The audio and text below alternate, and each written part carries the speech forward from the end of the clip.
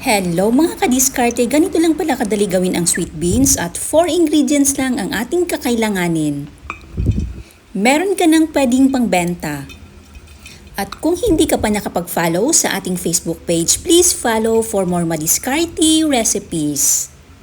Para sa kumpletong listahan ng ingredients, nasa dulo po ng ating video. Simulan na po natin. Kalahating kilo ng white beans, yung puti dapat ang gamitin nyo at yung buo pa. Maglagay ng enough na tubig, magdagdag na lang po kasi aalsa pa ang beans. I-soak ng overnight. After i-soak ng overnight, i-check kung mapapansin nyo medyo lumaki ang beans. Hugasan ng 2 beses sa running water para mas malinis. Ilagay sa steamer basket, dapat po nagpapakulo na din kayo ng tubig sa steamer.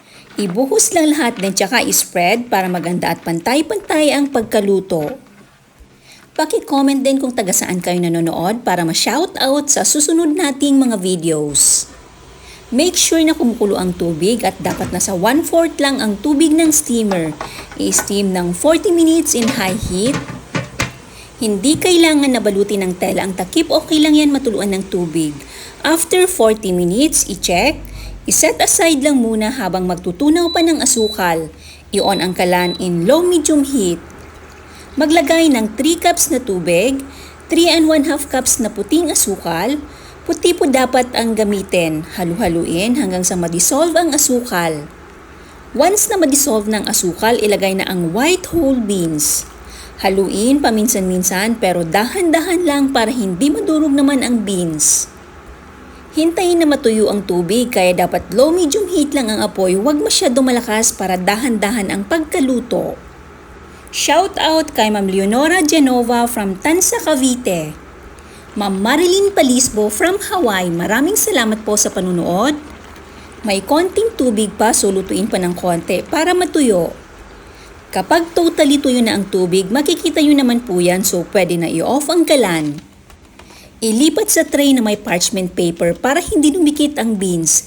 Pero kung meron kayong dough mat, pwede nyo po yan gamitin. Kung wala naman kayo niyan, pwede naman sa mga non-stick na trays kasi medyo sticky po gawa ng asukal.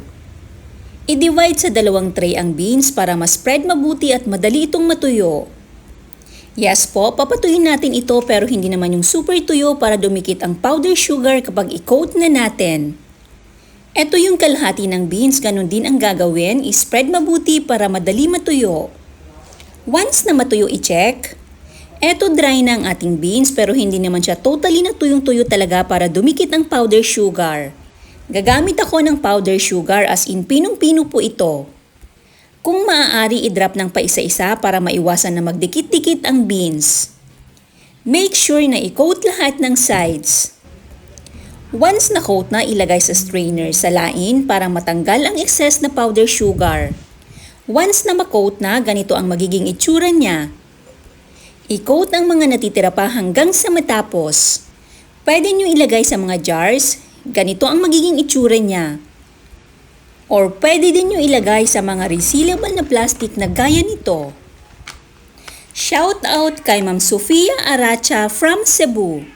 Ma'am Rose Orolfo from Imus, Cavite.